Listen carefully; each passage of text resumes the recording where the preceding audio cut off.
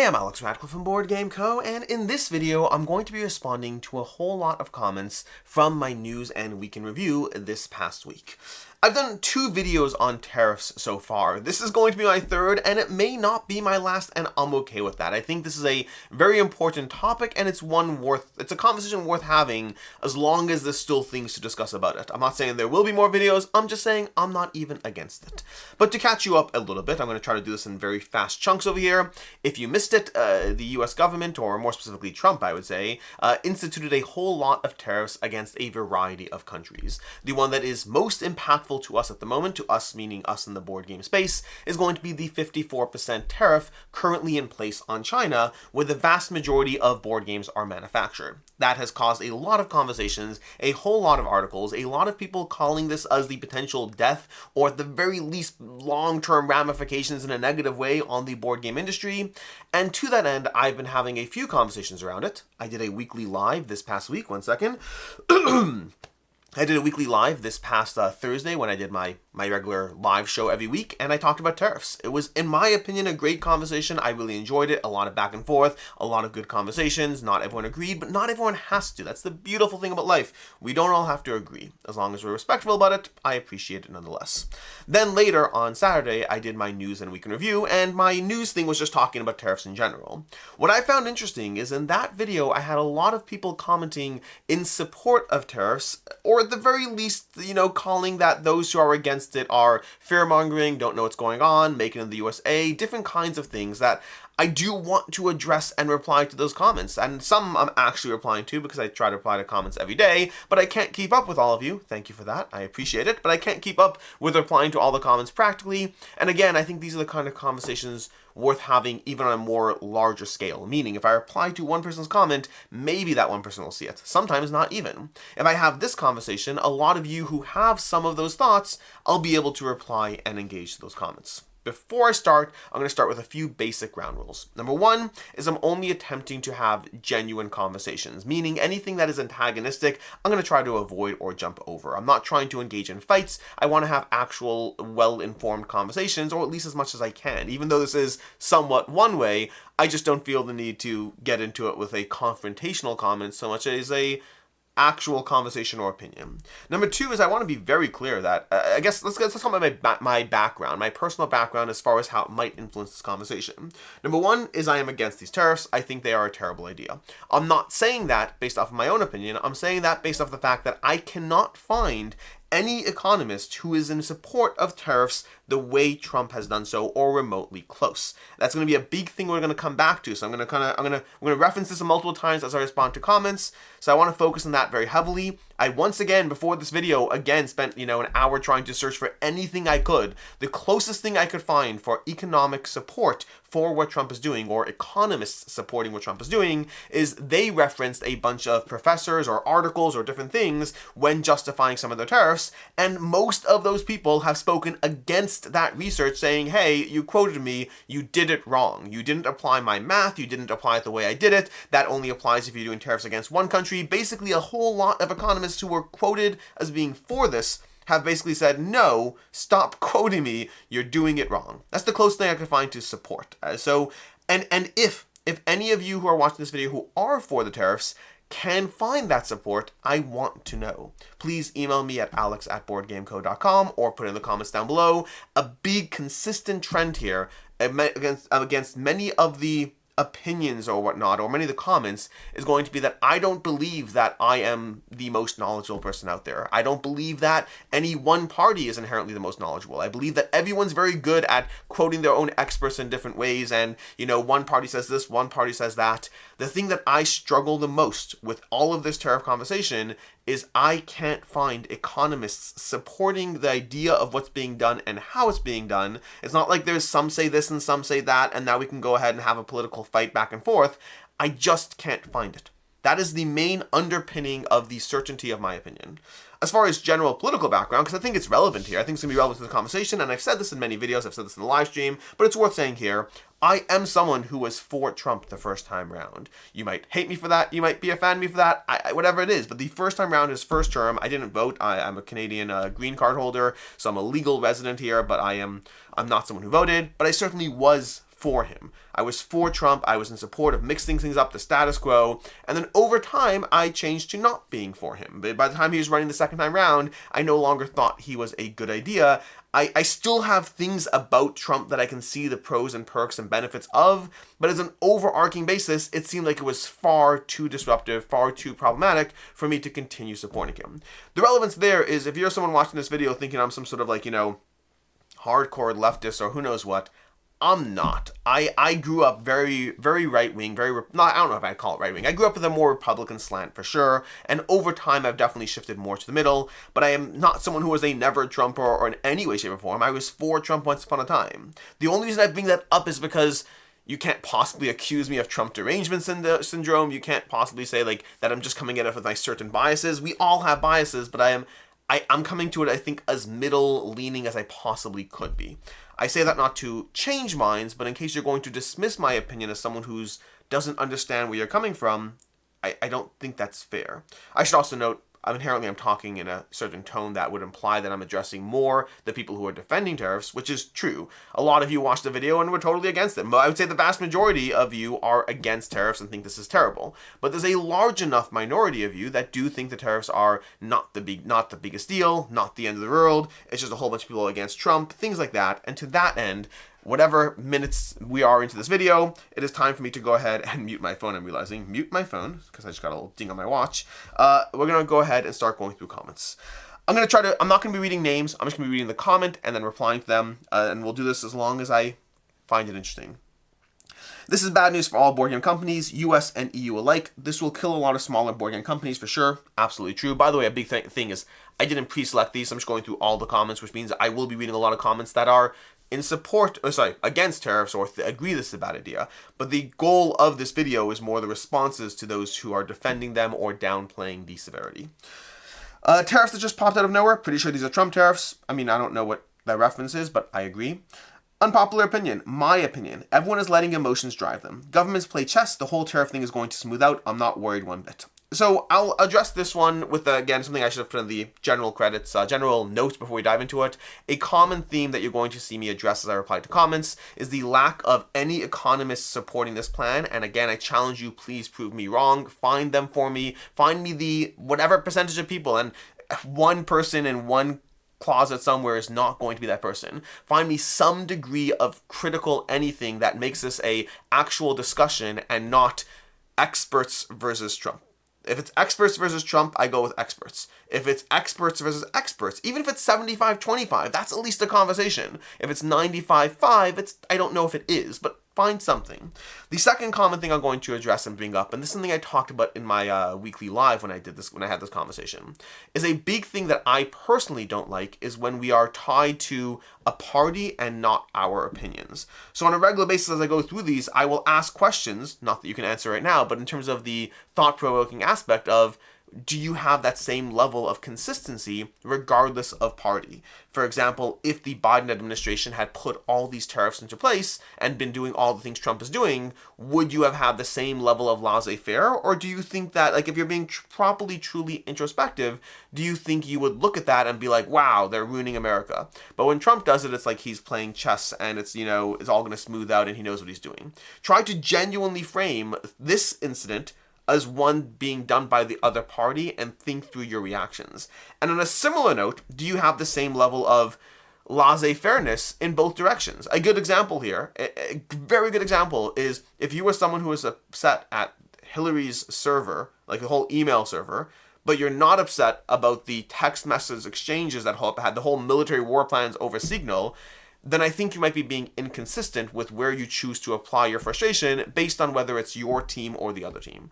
I think we should be consistent. You either didn't think either was a big deal or you think both are a big deal. You can't pick and choose. I mean, you could. It just means that your opinion's no longer consistent and valid based off of the merit of the argument. It's just you playing parties. So yeah, unpopular opinion, in my opinion, everyone's letting emotions drive them, governments play chess. So I disagree with you, but again, the biggest question I'd have is, do you think you'd have the same level of laissez-faire? And have you had the same level of laissez-faire about all parties' economic decisions? You can thank Trump and his MAGA bunch. Congrats, America. You're the swear expletive country now.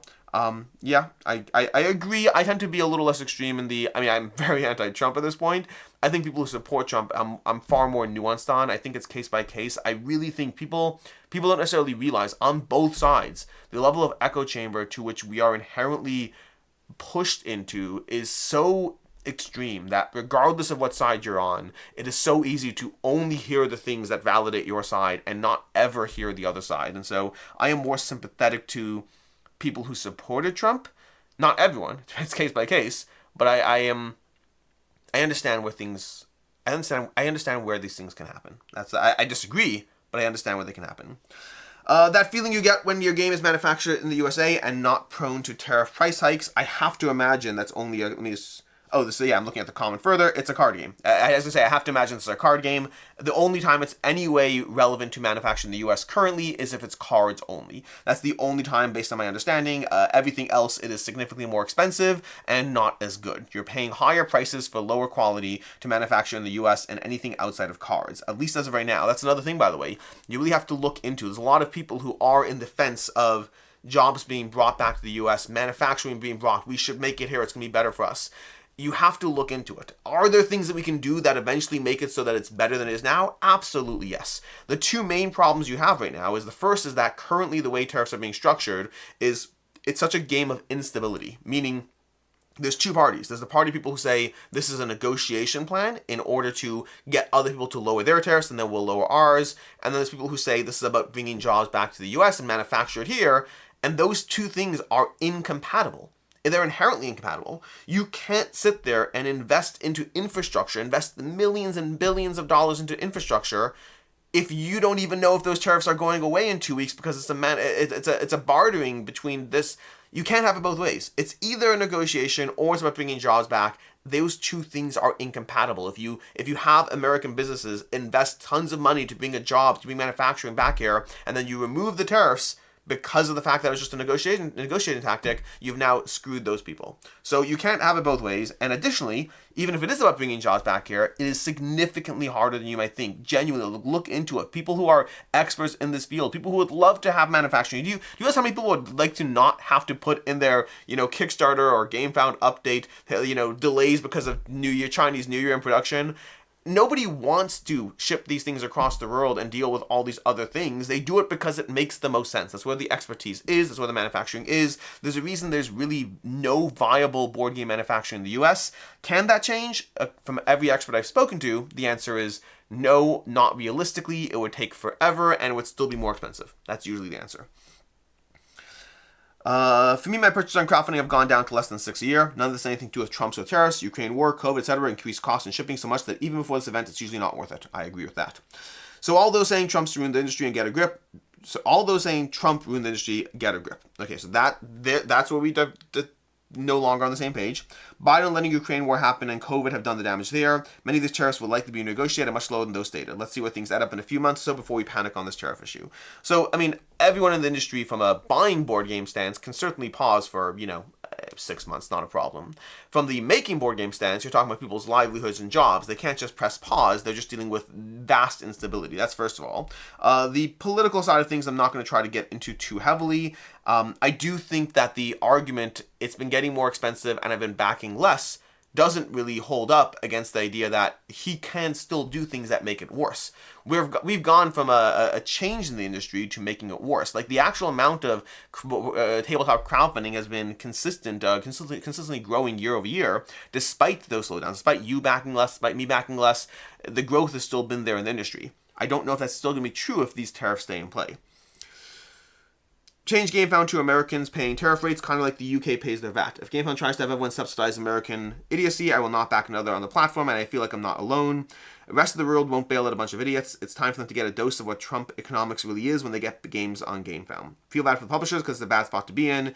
Either they'll lose some American sales by handling the tariffs themselves, or the rest of the world sales if they try to balance the tariffs out. That's just not a platform decision. That's not GameFound's decision. That is a creator by creator decision as to how they handle. Same as what it was with VAT. It's always creator by creator. GameFound enables the sale. The creator decides how to price things.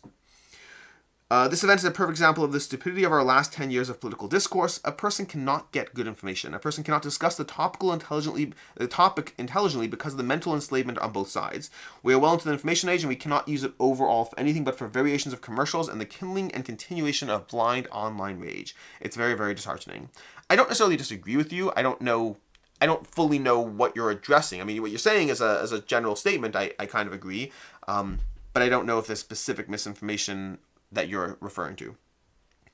From what I understand, a 54% increase in tariffs is on manufacturing costs, not retail, that consumers pay. As manufacturing costs are much lower than retail price, the effective tariff rate that consumers need to pay will not be 54% more. So again, that costs $16 to make now is $24, an $8 increase. Assuming retail price is $70, it's now $78, which is an 11% increase. This one is far more complicated. You're not inherently wrong here, but it's just far more complicated than that. Practically speaking, there's generally a multiplier in play when you're producing things, because you want to make the thing, and then you're dealing with the fact that the factory has to make money, you have to make money, the distributor has to make money, the game store has to make money, so everyone's trying to make money on these parts. So if you have the common example I give is if you have a $20 game, if you have a game, let's say it costs $20 to manufacture. Great, so it costs $20 to manufacture, that's the factory making $20. Then you sell it to distributor for $40, and then that's you making $20. So you have your $20 game that you're selling for $40, you pay $20, you sell it to distributor for $40, and boom, you made $20. Distributor sells it to the game store for $60, and they make $20, and the game store sells it to you for $80 or $100 if it's like a friendly local game store and a higher pricing, and that's where they make their money. So it's basically a 4 to 5 times multiplier on games. Over time, that has gone up, by the way, for a variety of reasons, but I'm trying to keep this focused. I'm not fully going into everything. The tricky part now is when you have that $8 increase, there's 2 ways to approach it. It either gets passed on only to the end price. That's a possibility, but it's far more complicated. Or it gets passed on throughout all the stages as a multiplier. In order for it to, practically speaking, be passed on to the end price only, which is still not great, by the way, but at least it's better. In order to be tacked on to the end price only, you'd basically have to have consistent agreement within the industry that that's how they're going to handle things. Because otherwise, you're screwing with the ratio of where a store wants to put their money, because your ratio is worse. Meaning if one company only puts the money at the end and the other company puts it as a multiplier the whole way through, your gaming dollars as a store is going towards more profit per gaming dollar by going to the one who does it all the way through. It's a little complicated, but it does make sense if you go into it. I'm trying not to get too sidetracked, but the end result of that is, with a basic tariff, you have to kind of decide where to put that money. And then if you put in addition to the fact that even if you only put on the end price, you're still dealing with higher costs on your end to deal with, which means you have to have more capital in order to get as far as you would in the past. So you're not wrong that it doesn't inherently mean a 54% increase in your final price, but it certainly does mean a significantly increased cost, and then the complication of how to handle it and how to redo the entire industry and what degree of agreement we can have, especially when we don't know what the longevity of these tariffs are. But so I'm not necessarily agreeing or disagreeing. Your point is correct. It is more complicated than just, it's $8 more. I don't think it is. You're going to see things being a lot more, but you won't see them being 54% more, probably. Because I think most people realize the customer's not going to pay that, so it's going to be this weird balance of trying to find new middle grounds. I just want to say, not all Americans are bad, just the conservative ones who are scared of the rest of the world. Liberals are trying to break the rule of these horrible people. Again, I think it's not that simple. I really don't think it's as simple as all sides bad. Democrats finally found a tax they don't like. Ironically, it will adversely affect foreigners more than Americans. These nations joining Democrats in whining about President Trump's enacting tariffs seem to have zero problems with Canada imposing tariffs on American goods, as they have been for decades. So the first things first is you need to make sure to look at the actual, and this is something I got wrong in my live stream because I didn't know this at the time, but you need to look at the nature of the current tariffs are not based off of other countries having tariffs on us. That's not the math. Like if you look on X, they've broken down the math. The math is based on the perceived trade deficit, which trade deficit meaning the amount that countries are importing to each other, and then with some mathematical calculation around it. It's not actually based at all. There's not a single factor in the mathematical formula they provided. There's not a single factor as to the actual tariffs a country has in place. It's just worth noting that, because in many cases there weren't tariffs, or they're significantly different than the numbers being listed because it's based on trade deficit. Outside of that, in general, the main thing I'd say with tariffs and all that, while other countries do have tariffs, the way this is being applied, like again, I'm not against the idea of advocating for an approach to fairness. There are so many things wrong with the way this is being done, from the fact that they're trying to take on everybody all at once. The U.S. is trying to basically say everyone, like it's just a giant middle finger to every trading partner. Like the U.S. is you can't approach these battles in this level of scale in general. Secondly, from that is the U.S. has been doing just fine with this thing. Like, the people who are going to pay the price for this are individuals in the U.S. You have to find, like, the idea of having costs or tariffs or all those things, you have to find the level of balance that makes sense, and none of this is about balance in any way. Makes you stop and realize how much plastic and cardboard stuff we impulsively buy from countries with outright concentration camps using slave labor and then throw them into a landfill. If board games doubled in price, I think I might actually be better off with buying half as many. Likely would be far less than half if I was applying twice the scrutiny of the purchases. So this is a common trend I've seen about the idea and the proposed idea that all this stuff is coming through slave labor. And I think that's such an interesting argument because it's such a kind of clean get out of jail free card to kind of throw in the moral high ground right about now. I think that for most people, that moral high ground didn't necessarily exist almost all of the time. Your purchases that you make are rarely taken into account, but it is a good way to defend these tariffs as a good reason for them to happen. The complicated part is, first of all, it implies that there's a lot of slave labor going on when there really isn't. There are issues, don't get me wrong, there are issues in China with lower regulations and certain issues, but there's been no issue that not that I'm aware of as far as the board game space having these particular issues. There's a lot of reasons why things are cheaper in other countries that have nothing to do with standards or slave labor at all. It has to be do with knowledge and efficiency, the quality, the value of the dollar, whatever it is in any individual place. There are so many reasons why you can have disparities in what something's worth or costs in one country to another that allows for these opportunities. That's why trade exists and how it exists. For the people who kind of just magically show up today with we're stopping the harsh situations, I don't think that's something you cared about until now for most people, and it's also just not true. It is a good get out of jail free card to throw the moral high ground on this, but I just don't think it has merit. Is pickles and peanut butter a real thing? Not that I know of. Hopefully they're able to get board game tariff exemptions. I would love that to happen. I don't think it will. While this can be decided unilaterally, executive privilege needs to be nerfed. So fun fact, Congress actually has the power over tariffs. They just kind of need to agree, and that's far more complicated. I saw a board game store on a national news segment about the tariffs. You've never seen that before. That's true. Good news, everyone's used games should go up in value because they're all going OOP, or a new version is more expensive thanks to tariffs. I mean, I wasn't quite clear if this is actual good news or more like silver lining. I took it as a silver lining thing, and I agree. It is a silver lining. It's not necessarily great overall, but it is a small silver lining. I'm not a big fan of tariffs, but you need to be accurate. There isn't a 54% tariff on board games. There's 54% tariff on imports from China to the United States. You're not wrong. I think in the video I said there's a 54% tariff on board games. When there's just a 54% tariff, we were just talking about board games.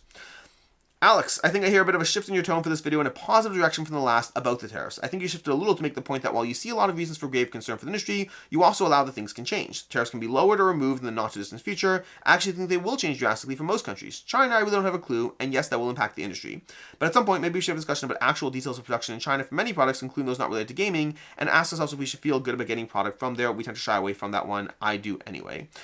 So that one, again, this goes back to different aspects. As far as my general shift in tone, I don't know if I have a strong shift in tone. I think this is going to be game breaking, pun not intended, I guess, in the industry. I think it's going to be hugely, if this stays. If it goes away in 2 months, different conversation. But if it stays, I think it's going to be very, very, very bad for the industry. It doesn't mean that industry will die. Most industries, it takes a lot for an industry to straight up die. But there's a difference between death versus like shackling it to the ground with the inability to move or progress and undoing, decades of progress in the board game space. So very, very bad does not equal death as far as that goes. As far as the getting product from China, the biggest thing that I would ask anyone who is touting that as a reason to justify the tariffs in any way, I really beg you to internally, you don't have to answer me. Is this something that you've been concerned about until now? Is it something that you've ever given thought to in the past as far as, we really shouldn't be buying goods from China? Have you done anything about your own purchasing decisions to limit purchasing from China? Because if none of those things are true, it does to me personally, I could be wrong, but on a personal note, it comes across to me as a way to justify a decision that you want to justify as opposed to actually being for it. Now, I could be wrong. I'm just telling you how it comes across to me. Board games are luxuries. Absolutely they are. And therefore, people base their entire careers around luxuries. People, make decisions about where to put their life or where to work based on luxuries. And people choose to buy luxuries because life is nice to have fun things. It's nice. It's actually nice to have fun things and not just, get up in the morning, go to work, come home, and go to sleep on a straw mattress. There's lots of things in life that are luxuries. I don't see the point. And therefore what? And therefore there should be massive tariffs. and therefore we should destroy the industry. The statement that they are luxuries means what to you? Because to me, it didn't mean anything to me. I know no longer paying slaves to make a game is going to be really hard in the industry. Again, I've commented, you've seen my response to this now. I really am curious if you have had that opinion until now. People don't want to get their games made in the US. Why? Because if they did, people producing and making these games would need to be respected and paid for what they do. Not in slave labor facilities. It's okay, this is going to be another one of those comments. The same answer. I love board games, but the future of the country is way more important. I welcome President Trump trying to make big changes. We need it badly. I do love board games, and I agree with the future of the country. The biggest thing there's several things that scare me about Trump. Several things. The one of the things that like really was kind of a standout thing, and I'm not trying to get too political, but it's worth getting political to a little extent. One of the things that really stood out to me when people were trying to elect Trump the second time round is if you looked at the people who were all in his cabinet, he has had almost everyone. I have to like find it, but like almost every single person who had worked for him the first time round was hardcore against him. I mean, the people who were in his inner circle were the people who were like, yeah, this is not a good idea. That's kind of telling. Similar to right now, like the future of the country is important. So I think I think that it would be great if we had a whole bunch of economists we can point to that these decisions were based off of, not a bunch of papers that were misquoted and incorrectly used. Like, I would love that. I think the future of the country is incredibly important, and I think it would be great to have expert opinion be a part of those decisions. Like, that just makes sense to me as someone who also cares about the future of this country. I can't wait to read all the comments from people who have no idea what they're talking about. Thanks, guys. Life is still good. Depends. Life is always going to be good. I don't think I'll ever take a stance that life is not good. Life is good. And it's not that inherently, like, my life might be better than your life, and my life is going to be worse than their life. It's always going to be arranged, and everyone's going to have their own challenges. But I do very much think that for most people, mental health aside, if you have mental health, it's a challenge that changes this entire conversation. But I think for most people, you can find the things to cling on to that give your life joy. And you can also find the things to cling on to that give your life suffering and sadness. And I think it's always going to be arranged, and we can always focus on the joy to an extent. I think it takes a lot. And there will be two kinds of things that take this away. The first is mental health challenges that make it harder to focus on the good. If you have depression, it's a whole different conversation. The second is if you genuinely have like a terrible, terrible life, like, yeah, that can suck. But I think for most of us, we have pretty good lives. Most of you are watching a video from a board game channel. If you're watching a video from a board game channel, if you have that much, like, if that's the level of, like, it means you're in a hobby, you enjoy the hobby, and you have enough free time to watch some guy talk about board games and sometimes tariffs. Like, I think for most of us, life is pretty good. Yes, there's going to be challenges. Yes, there's going to be things that make it harder. Yes, there's going to be different things that face everyone differently. And yes, I am speaking from a place of privilege. I have a pretty good life, I think. And everyone's going to have different challenges. But I still think that, again, I always bring up this person who was an American Idol one time singing a song, and they said, like, you have terminal cancer, it says here. And she's like, yeah. They're like, but you seem so happy.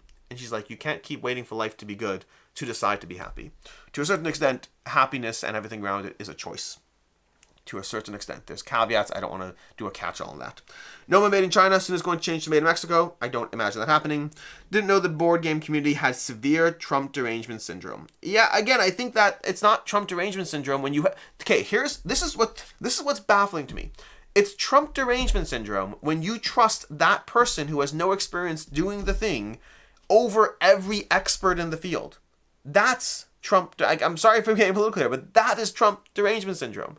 If Biden made a decision about some sort of economics, if Biden made a tariff-based decision like that, had every single economist against him, you would be shouting from the skies how terrible it was, how he's destroying this country, and how can we possibly let this senile old man run the country, and you'd be going crazy over it.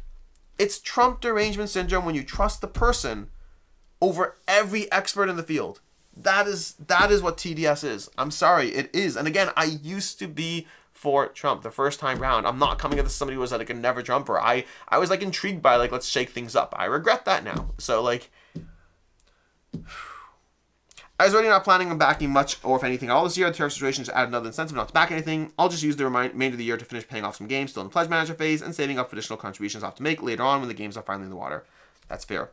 Why would the companies do that? It's not like they pay the tariffs, consumers do. The companies will still have products manufactured in China, they'll simply increase the price we pay for them. I agree. I'm not sure if there's something to respond there. I find it amazing you keep up with timestamping your videos over a long period of time with the amount of content you produce. Do you sleep? I try not to. Sometimes I get like, last night I got like 7.5 hours of sleep. I try to aim for 6. I usually end up with 6.5. 7.5 is just me being lazy. This is not, I'm not trying to encourage bad choices in life. This is, you should get whatever amount of sleep you need. I can usually get by in 6.5. Regarding board games, my current biggest concern is that the crowdfunding project I'm currently pledged for might get hit with a cost that they cannot absorb, killing the entire project and everyone losing their money, creators and backers alike. Yes, 100%. Currently, I'm waiting on Referral, etc., etc. Okay, fine, cool. Do you think the tariffs will cause the amount of new games to be cut down drastically enough for the to resurgence of interest in the used board game market? I've noticed, especially in the last few years, prices of older games in the second-hand market have been extremely cheap, except for OFP, classics. I assume it's because of the flood of new games being released month after month. It certainly can have an impact. I don't know enough. It certainly could. Miniatures for the rest of the world, cardboard discs and ships in the US, a second-hand market of miniature games from other countries getting sold across the border for miniature enthusiasts. Again, this addresses the fact that miniatures are one of the biggest things. You just can't get them made practically in the US. Cool chips or not. Cool discs or not. Okay, funny. That's in a continuation of variations of cool mini or not. U.S. citizens do buy a lot of board games. So when companies go, hey, we still want some of that American money, we still need to start making games in the U.S., United States citizens will now have more job opportunities. Yay, right? Now plastic monies are probably going away, but it's the gameplay that makes the game, right? So, no, because as much as I said that the only thing, I think you latched onto two different things I said. I said the only thing that the U.S. can do a decent job at so far is cards. And then I said the hardest thing is miniatures. There's a whole range of stuff in the middle there that have to be involved in making a board game that, again, U.S. companies simply aren't at that point yet. Can you direct me to a good article on the tariffs in the board game and video game industry? Yes, I linked like 10 of them in the video description. In that, like, not this video, that video. Good day, help me out here. I've heard complaints that China has a chokehold on producing board games. Games produced in America are too expensive. Doesn't this push American companies to look at the US as an option? Isn't this that like? No, not. I talked about it in like weekly live. When it comes to tariffs, there are times and places you can apply them that would encourage you to bring manufacturing in when it's sustainable. But you don't always want everything to do that because not everything is going to be sustainable. You need to look at the practical reality as to which things can you bring in a way that makes sense and which things are still going to make more sense to do elsewhere, even with the increased tariffs. So right now, for example, those board games with the 54% tariff, it's still cheaper to make them internationally. So all you're doing is you're just hiking up the price internally. You'd have to make them massively more expensive to even make it worth it for people to bring it into the US, and now you're just making everything more expensive because, hey, like, let's do that. So it's not going to shift production here, not with the current tariffs. You'd have to make it much more expensive and much worse, which could have the impact you're looking for, but at the cost of board games being a less sustainable product. And as a luxury good, when luxury goods go up in prices, you do force people to decide not to get them. China's had a 33% tariff on U.S. goods since the 90s. Type in Nancy Pelosi on that one platform that rhymes with Hickok. You could say TikTok on here. I don't think it gets banned. Yeah, immaterial. Like, genuinely, I mean that, immaterial. I'm not saying that we shouldn't have a tariff in place or a tariff adjustment in some way or try to push for some sort of balance, but ultimately the U.S. is benefiting from this to a large extent. This is going to kill so many board game companies that they may remain in place unless companies have a very strong sales presence outside the US, but I think we have a pretty high percentage in the market. We're going to see so many of our favorite companies go under. I sadly agree. Hopefully the tariff rates are short-term, but based on how things seem to be going, I'm not sure this is what the next few years are going to look like. I sadly agree. I'll pay for what I've ordered, but I won't buy any more made in China. They're going to have to start making that stuff over here. Cardboard discs for minis. Again, I don't see that happening. It'll be interesting to see how past crowdfunding campaigns which have been funded but not yet been delivered will deal with the issue. Many will now have been seriously mispriced, and the question remains open who will pick up the tab for the tariffs. Most can't afford to. It's huge. It's a huge chunk. Most likely the publishers won't be able to do this. They'll have to go back to US backers to cover their increased costs. Sadly, yes. No more crowdfunding for me. Mostly stopped last year. Nail in the coffin now. Even buying new will be limited now. My friends and I have to have lots to play as it is, so it's time to play them. Yeah, that will happen. It will hurt the industry, but I'm not saying you should buy games just to support the industry. You shouldn't. You should buy games when you want to and when it makes sense. But the result is a lot of people will decide it no longer makes sense for them. Tariffs, aka Trump taxes, yes. Americans complain that Nintendo video games are going to cost $80, aren't taking into account the Trump tax. Those games will actually cost $99, sadly. I like pickles. I like peanut butter. I may have to try this. I will... Honestly, it's probably not the worst. Because I like pickles and I like peanut butter. It's probably not the worst. It's 54% of what China produces, so art, modeling, shipping, etc. remain the same. I'm not sure I understand that fully. I am not pro-tariffs, by the way, but many of the articles are clearly politically backed that I've read. Most have no real grasp on the situation either. Even if you said 54% without clarifying in this video, there are many costs that have nothing to do with China production. So what you might be saying, and I think what you're saying, hey, the cost for a board game company is not going up 54%. It's just the things that China produces. I agree with that completely. I don't think I tried to imply otherwise. I'm not saying that your costs as a board game company are going up 54%. That would be crazy. That would be instant death. That wouldn't be a conversation. If board game companies' costs just went up 54% like that, they're all done and over. No one's surviving that. Because it's just about the board game, it's localized, but it's still a huge portion. Like, the vast majority of your costs are still going to be producing the game. So I'm not, like, it feels like you're moving the goalposts to a very specific area that you can hit it, and I agree with you, but not really addressing the entire actual conversation. For my part, I'm now exclusively buying games created by European, Canadian, Japanese companies. The only exception is Stonemaier games. Okay. I really hope that greedy idiot doesn't kill the board game industry. Americans should pay 100% of the tariffs of the elected government since this is what they voted for. This is a 57 comment reply. I'm not going to be reading the comments. So I sadly agree with that. Again, I think individual companies make the decision, but I guess for my own personal 2 cents, I was someone who was a fan of the fact that when there were VAT prices, the countries who had them should pay for them, and the countries that had them should pay for them, and it shouldn't be distributed amongst the whole campaign averaged out.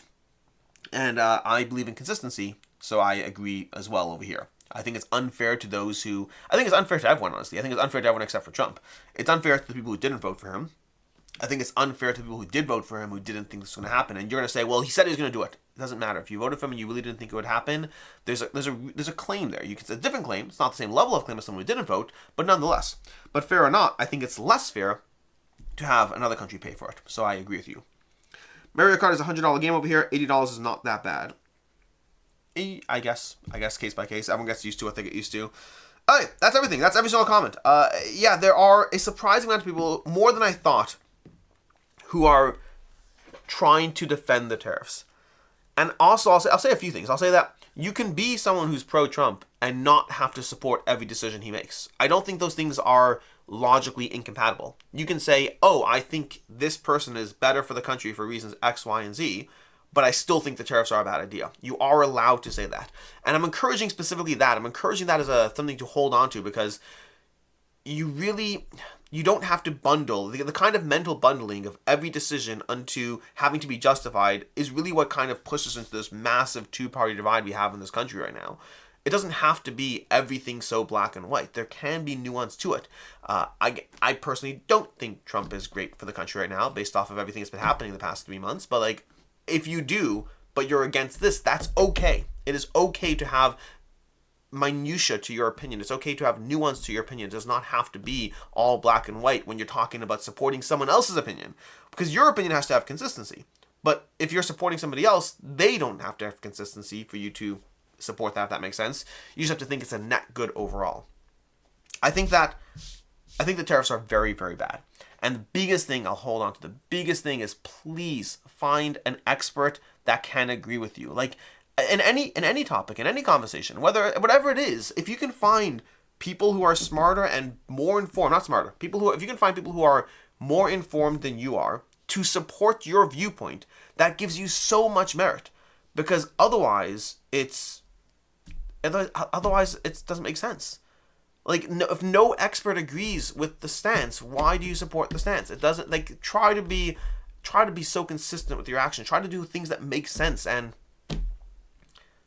it's bad. It is bad for this industry. The way things are being done is not defendable. The idea that there could be a way tariffs are done that are defendable, 100% yes. But this way doesn't have anyone defending it. Anyone well-versed, anyone knowledgeable defending it. And so when you go on social media and you type onto that Facebook post, just bring him to the USA, whatever it is, when every expert says that can't be done, when you say it's going to bring jobs back to America, it's going to be better for us, when every expert says it's not the way it is, when the market is tumbling, it's like, try to back up your own opinions with experts, because then you have a foot to stand on. And otherwise you don't. Like, I'm trying to be like respectful as possible, but like, you don't. If it's you against every economist, you're wrong. Like, you just are. There's no polite, like, this is one of those videos I'm gonna lose some subscribers, and that's fine. That's okay. Like, I'm not. I try to, like, hopefully I don't, but like, I probably will, because like, at my live stream, like, I managed to lose a handful of subscribers on my live stream, which is fine. Like, I don't. If we can't have like, even now, if we disagree, that's fine. But like, if you don't want to hear me saying something so much that you have to unsubscribe from all my content, that's okay. I don't think so jarring as to the fact that it says something about me. I think it says something about you. I care about this hobby. I care about this country. I care about people who are trying to make it work. Whether they're people who are just want to be able to buy a board game at the end of a long day, whether it's people whose jobs are board games. I care about those impacted by this. And I don't see how it makes sense. And I don't feel the need to support someone that once upon a time I supported just to hold myself. I don't feel the need. I don't feel the need. Always going to hold the opinion that I think makes the most sense based on my current amount of information. And as that changes, I will change my opinion as I need to in order to keep up with the newest, best information that I have at all times. I don't feel the need to dig my heels into it, and I hope you don't either. In any case, and until next time, I'm Alex Radcliffe from Board Game Co. I hope you enjoyed this video, and as always, I hope you have a good one.